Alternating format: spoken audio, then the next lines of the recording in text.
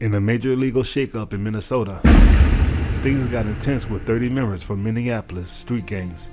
The highs and the bloods facing serious charges like racketeering, including stuff like murder, attempted murder, robbery, obstructing justice, and drug trafficking.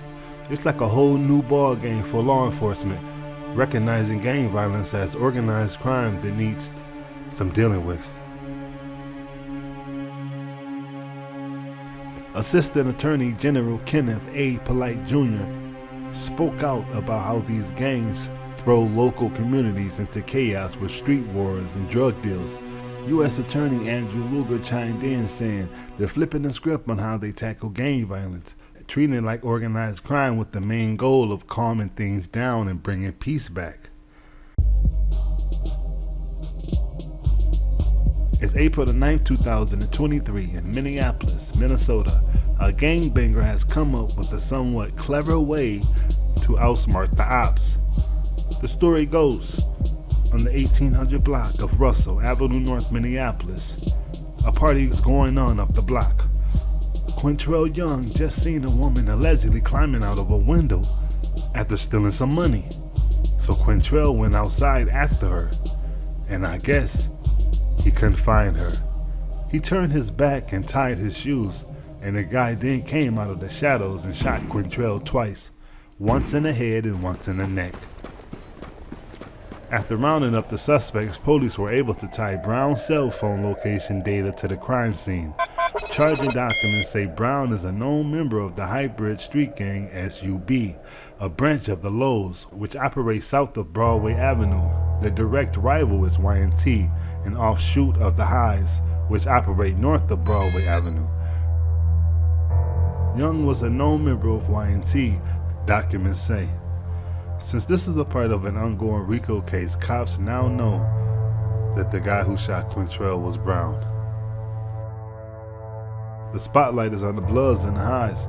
The Highs been doing their thing in North Minneapolis since 2008, are accused of getting into all kinds of trouble like violent acts, drug dealings, and murders. Then there's the Bloods, a long-standing Southside Minneapolis gang with their hierarchy that involves violent shootings and making money to move up the gang ladder. The charges these guys are facing are no joke. If they're found guilty, they could be looking at life behind bars. The ATF, FBI, and Minneapolis Police Department are teaming up to tackle issues head on. It's November the 6th, 2023. Just before 5 p.m., a witness on the scene details the night this tragic event took place. He first seen 3 men hiding behind the house, lurking. It looks as if they were spying on the guys across the street from 33rd and DuPont. The witness then said he seen the 3 run to a vehicle and hop inside it. A few minutes later, the witness heard shots. He hurried up and hit the floor. He's thinking to himself, I knew it. These guys were up to something. This neighborhood is getting out of control. I think I need to move somewhere warm and where it's safe. On the other side of town, the cops have just got the alert off the Shot Spotter app. The cop rushes towards 33rd and DuPont. When they got there, they noticed a man laying down on the ground with what appears to be bullet wounds in his torso. This guy isn't looking too good, one officer screams. The 20-year-old victim, later identified as Antonio Vernon Harper of Minneapolis, was pronounced dead at North Memorial Medical Center. Prosecutors say 18-year-old John Ronell Lynch was one of the 3 shooters who opened fire in an ambush that killed Antonio that night. We'll call him John. The big gangs are the SUBs and the YNTs. Those are the biggest gangs on the north side of Minneapolis. John. Not no structure in the streets no more. There ain't no leaders. Everybody wants to be a leader. So we're going to go into kind of our gang hotspot. The highest volume of calls in the city is Broadway and Lindale.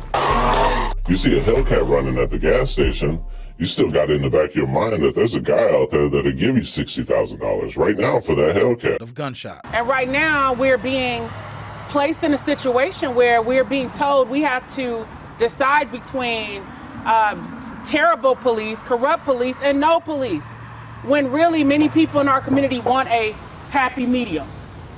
Gunshots That right sounded there. like gunfire right then. Sound like 3 shots. Again, a constant issue that we have in our community. Near 50th and Bryant, outside Jenny Lind Elementary, 2 cars engaged in a running gun battle. Chief Brian O'Hara of the Minneapolis Police Department is putting his foot down, saying they won't tolerate violent crime. These arrests are just the beginning. And they've even got police officers working closely with the U.S. Attorney's Office to stay ahead of the game. The legal focus is now on the highs and the bloods, with allegations of years of violence, including some intense incidents like the 2020 shootout and the murder of the Bloods, and drug dealing with the murders from 2008 to 2021 for the highs. The indictments name drop a bunch of individuals from both gangs, throwing charges at them for racketeering, conspiracy to using firearms, and murder. If they've proven guilty, they're looking at some serious time. Maybe even life in the slammer. The law enforcement agencies are all hands on deck, and this legal drama is just getting started.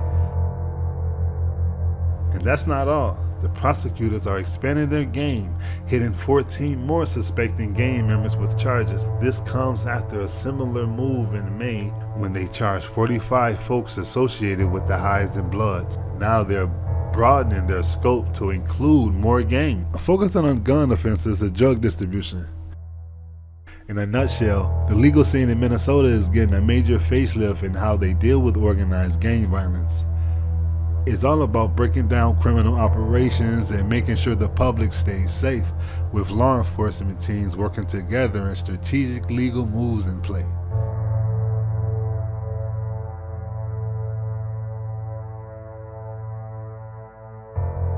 I want to show you why cracking down on these street gangs are so important. There's no more structure. It seems as if everyone is running wild. Pay attention.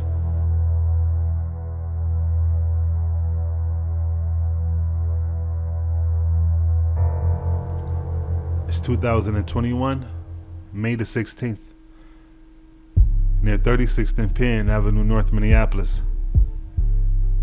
Some guys had just got the low of a known op they've been looking to get at. They get to the scene and see the ops they were looking for.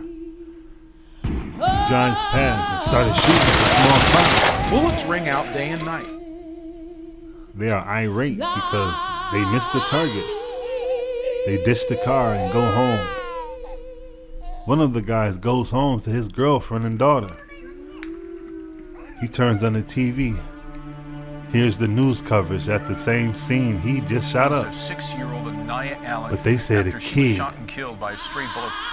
who was eating McDonald's in a car that was only 6 years old was struck in the head. He was devastated.